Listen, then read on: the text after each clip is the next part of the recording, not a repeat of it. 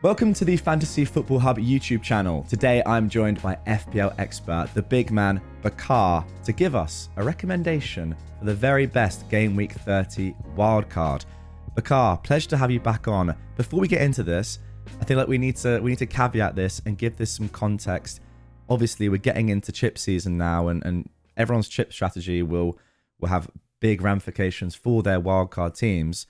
For people on Wildcard right now, they might be doing a variety of different chip strategies. So before we start building this, as always, on Fantasy Football Hub's My Team tool, which is going to give us a game week rating and a general team rating as well to see how good the wildcard is, just explain to the viewers what the thought process is here and what you have in the back of your mind when building this wildcard. Hello, Jack. Hello, and welcome to all the listeners and viewers. So basically, I've built this Game Week 30 wildcard with the assumption that the free hit will be played in 34 and the bench boost will be played in 37. Having said that, the difference between those who still have the free hit left and are wildcarding this week, and for those of you who don't have the free hit left and are still wildcarding this week, aren't that great. So while we go ahead with the assumption that that this wildcard will be built with the free hit 34 in mind, at the end of the video, we'll also discuss the picks that will be made, let's say, if someone does not have the free hit left. And the good thing is that there are just two differences in the two drafts that I've come up with for those with and without the free hit. So it's sort of easy to discuss. And the rest of the 13 picks are the same in both drafts. Okay, absolutely. Now, throughout all of this, we are, of course, going to be having fixtures in mind. And who better to use their phenomenal predictions and just spreadsheets than Ben Crellin, of course, a partner of Fantasy Football Hub. So we're going to be looking at the fixtures throughout all of this. But for now, I reckon let's just go. Let's just go for it. And let's start with the goalkeepers. I have Petrovic in goal. Petrovic simply because Chelsea have a very good run of fixtures from now on in.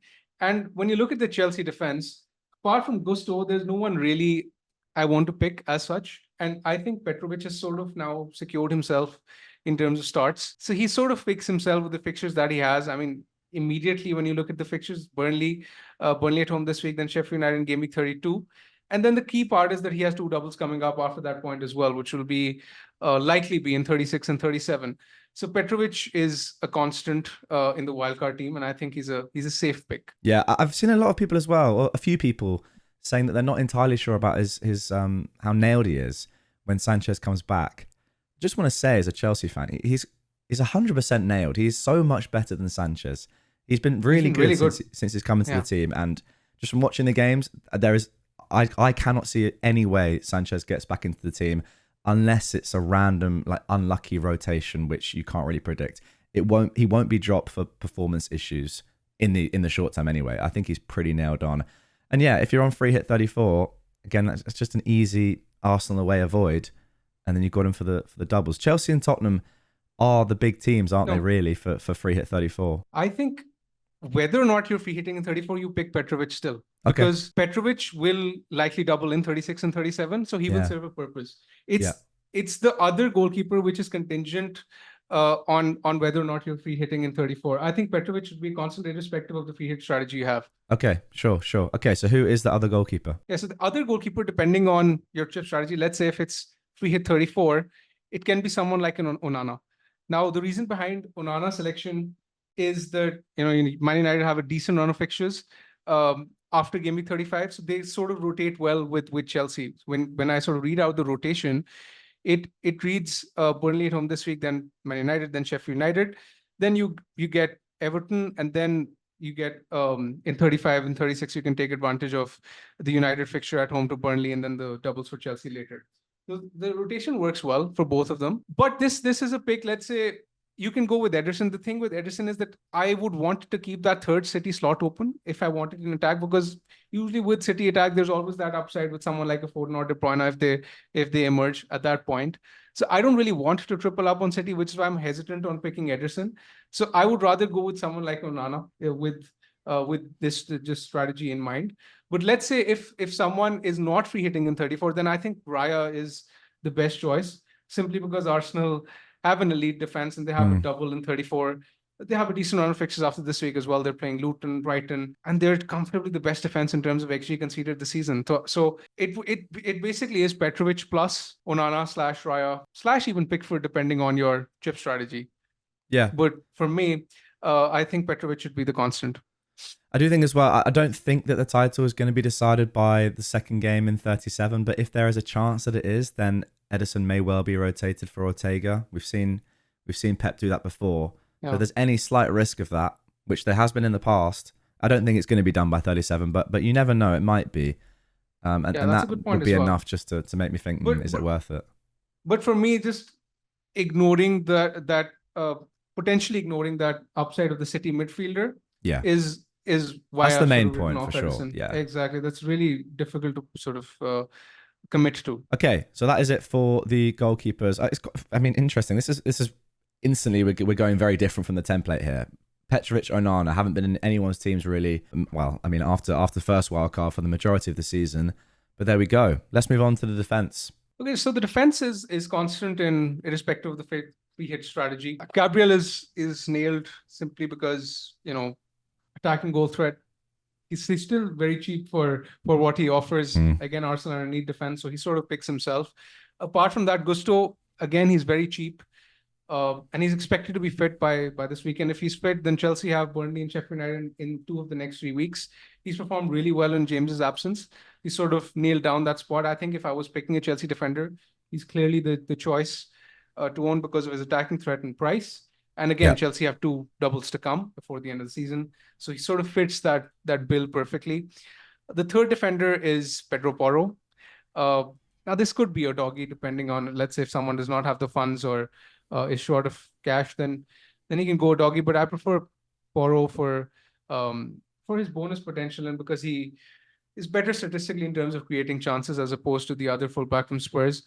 But the main reason of picking Porro is that they have a decent run of fixtures in the immediate run, and the main appeal is the Luton fixture this week, as well as the fixtures after 35 and mainly the doubles in 36 and 37. Now that Spurs are blanking in 34, they're expected to have 2 doubles later. So that can again work with our strategy. Apart from that, I mean, this one is sort of dependent on Trent's injury news, but I've picked Connor Bradley because he's cheap and he sort of makes me. Yeah, I mean, he sort of makes me afford the rest of the draft fairly easily, but we don't really have an concrete injury update on Trent. You could go different here. For example, someone like a Lascelles has emerged.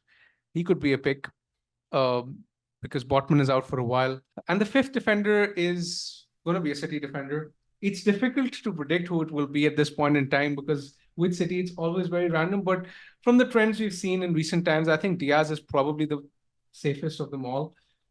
I guess you could go Guardiol if Walker is out for a while, then that sort of increases Guardiol's expected minutes, but he always worries me with the expected minutes with Ake in contention there. And so I think Diaz is probably the safest of the City defenders.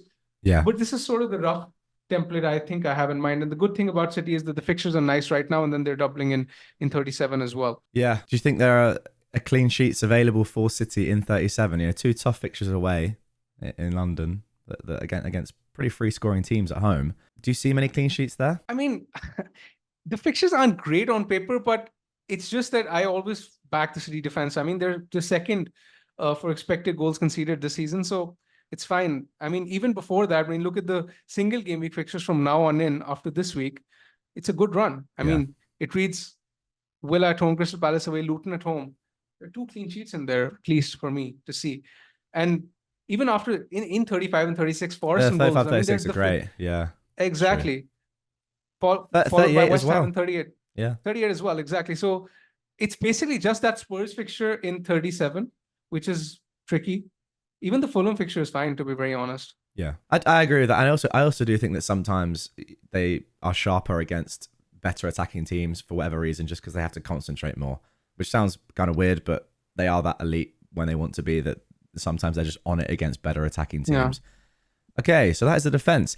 Again, like a very interesting defense. Yeah, Gabriel's in everyone's team, but apart from that, Porro maybe as well. The difference I think here with a wild card compared to people that are kind of playing through is that Porro might be one that for people that aren't on wild card yet, they might be looking to get rid of in the immediate term.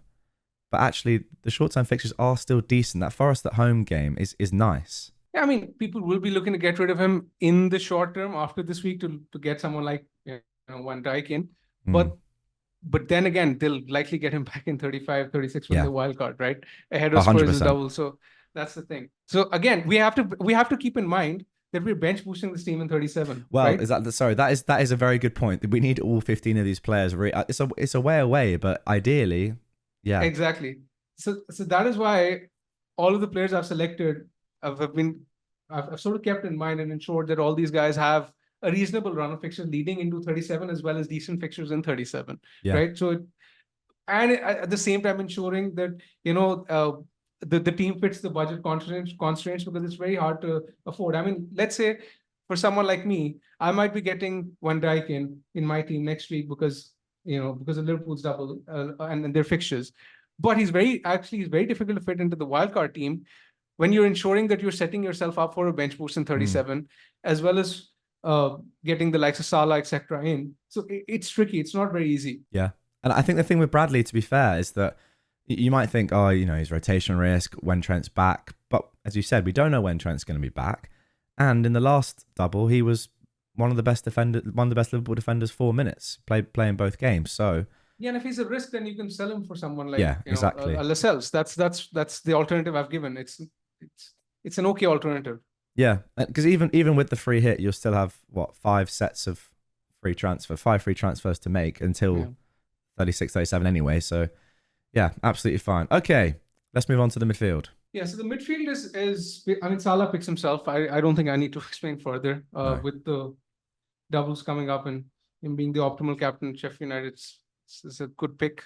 What makes this draft affordable is the likes of Palmer and Garnacho, who are basically two budget enablers who have a very good run of fixtures heading into 37, as well as doubles in 37. In case of Palmer, he has 2. And in case of Garnacho, he has 1 double in 37. And again, this is critical because we are affording 15 decent players, and getting these to make sure that it funds the rest of the team and the rest of the firepower elsewhere. The other 2 mates that I've picked are from Spurs, and they're Richarlison and Son. Again, reason being the fixture this week and what they provide after Gameweek 34. Great fixtures, 2 doubles. I guess you can pick Maddison, but I prefer Richarlison because he's cheaper and he's likely to play as the number 9. So I prefer him. Son sort of picks himself, being the likely optimal captaincy choice this week. So again, there's plenty of firepower in the mid that I've selected. I'm sort of hoping that it covers all bases for people on wildcard. No, I think yeah, doubling up top midfield looks good, because even the short-term fixtures, which again, like people that are not free hitting in 34 will have to move away from Tottenham probably, are actually pretty. Even the away fixtures are decent, like Newcastle away leading into 34, when a lot of us would probably be selling a Tottenham player. That's a pretty good fixture right now. Exactly. And for someone who is on free hit, it's very easy to just ignore that the Spurs triple up. But even for those without the free hit, you can hide 1 or 2 players on the bench, and then you have free transfers to navigate 34. So I don't think it should be a big problem. Looks good. I mean, there are 5 transfers between 30 and 34. Yeah. Let's say 4 after the wild card, right? 4 transfers. So you will have plenty of opportunity to get rid of 1 or 2 Spurs players after this week, if need be, because the rest of your squad will be very well set up. So you can, bench 1 or 2 Spurs players, then use a transfer to get them back after 35. That's fine. Before we get into the forwards, I just want to get your thoughts on banking transfers, as in not banking transfers. What's the word? Booking in transfers. That's what I'm trying to say. Having a set transfer in mind, targeting a specific player, and then having that in place and locking that in. Do you think that's ever worth it when you're wildcarding? Or do you think it's a little bit risky to potentially already have a set plan and then, something will happen? And there are 2 schools of thoughts to this. There are people who, for example, want a 1 week punt. They pick him on wildcard and then they can sort of get rid of him later. I sort of fall in the second camp, where I don't like booking in transfers because I believe the wildcard is best used to set you up well for the long term rather than booking in transfers in the short term. Yeah. And this wildcard team that I've come up with sort of ensures that there are not too many transfers booked in, because almost all the bases are covered. So generally, I'm not a fan of booking transfers because anything can come up randomly. Any player can get injured.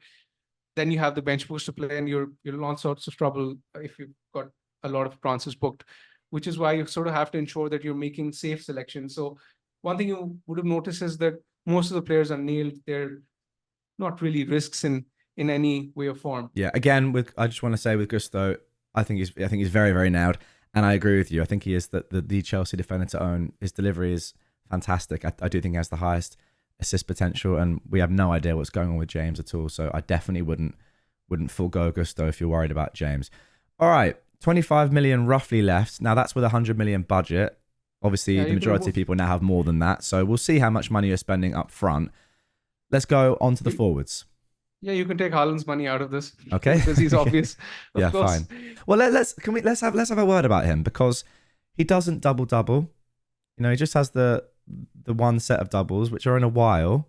Can you go without him in the short term? Look for somebody else, or because you're on free hit 34, you don't really need to? Because he's doubling in 37, and because of that Luton at home fixture in 33, where he's clearly the standout captain choice. Yeah.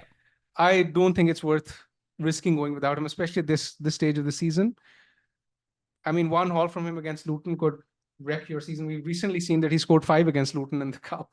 I mean, and that game was crazy. Yeah, exactly. So, I mean, even if he gets a brace or a hat trick, he has massive potential in that fixture alone. So, just that one fixture alone just makes me think that just get him in and think about the rest of the spots. No need to overthink this decision. Now we'll come to it later on, but would you have him in your team if you're on free hit in 34? Because that's going to be on the minds of free hit 34s down the line. Let's a quick word now. Would you have him in your team, Brighton away? In 34? I don't think so. Okay, so that's where you go for potentially something different, a little bit of upside. Not on a free hit, yeah. Okay. Because he won't be the likely captain. And of course, with him having a single fixture when a lot of players around him are doubling, it's difficult to sort of accommodate him. I don't think I would. Yeah, I agree. Okay, so Haaland's in. The next two, these could be a lot of things. I think I know one forward that you're going to go for, because you have a spare Liverpool slot. I'm pretty sure that Darwin will be in there.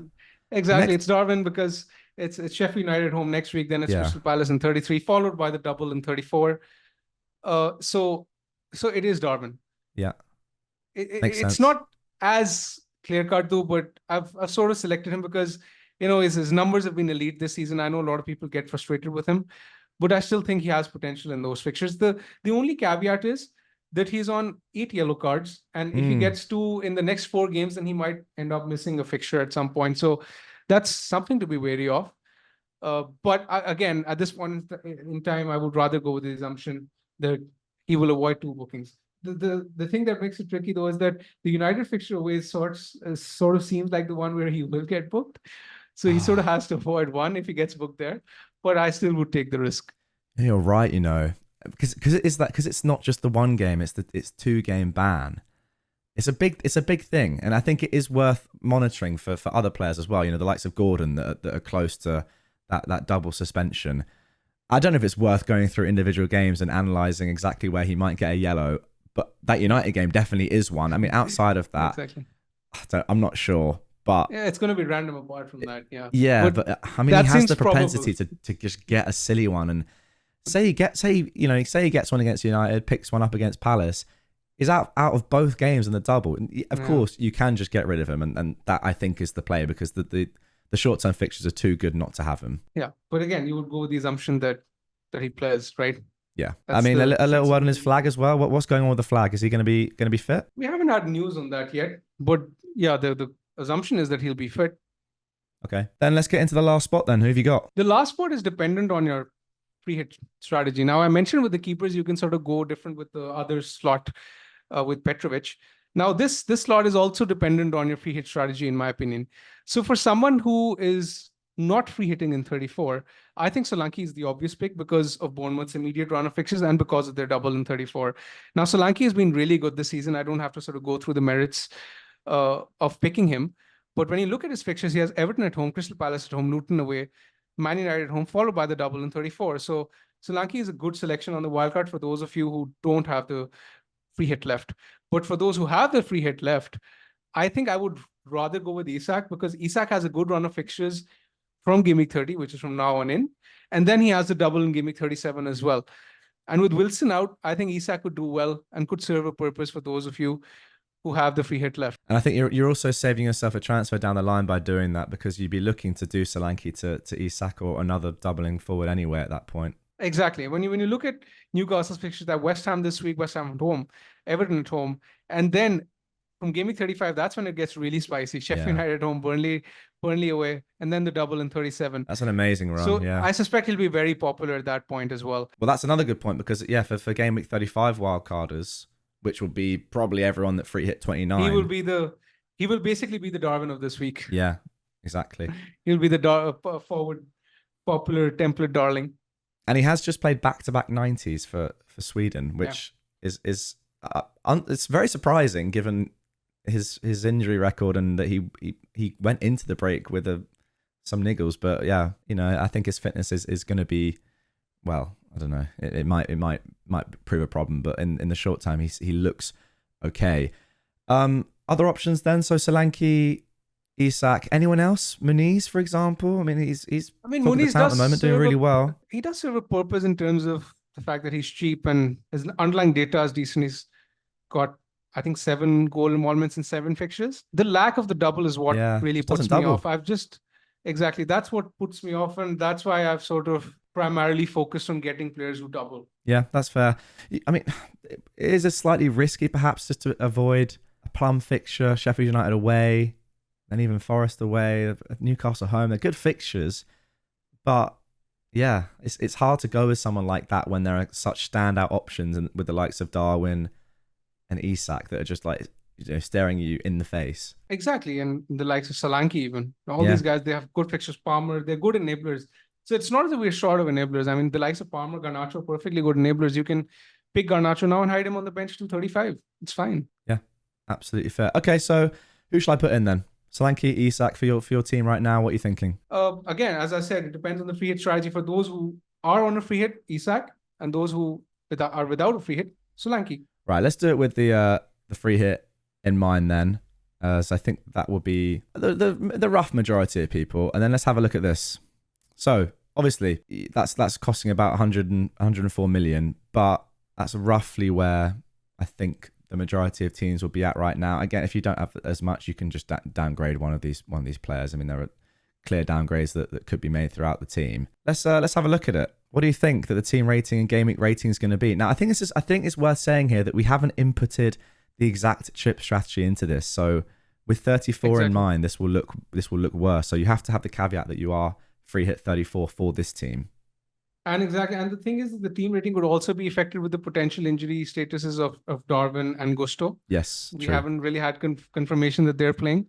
So I'm not entirely sure. I'm not exactly confident that this team rating would make for great reading. That's very true, actually. I would suspect it's around 90-91%. Yeah. Obviously, if you're on a wild card, it should be higher. But once the likes of Gusto, Darwin are declared fit, even Palmer, I think, all these guys, Gabriel, I think it will look better. Yeah. And that is exactly what it is. It is 90%. Smashed it. Yeah, you're right. Darwin, only 3.5 predicted points against Brighton at home. Looks very low, but that is because of the flag. Similarly, Gusto as well. And yeah, Gabriel as well. You're not going to play him this week, but yeah, similarly lower because of the flag and the slight concern, but realistically, they'll probably all be fine. Okay. So there we go. A Gameweek rating of 92%, a team rating of 90%, and well set up for the rest of the season, really. Fingers crossed, mate. Hopefully, for those of you wildcarding in 30, best of luck. Hope this serves you well. Nice one. Thank you very much as always. Guys, if you would like to mess around with your own team, put Bakar's in, make some changes that you want. Maybe you don't like a certain player or whatever. Absolutely fine.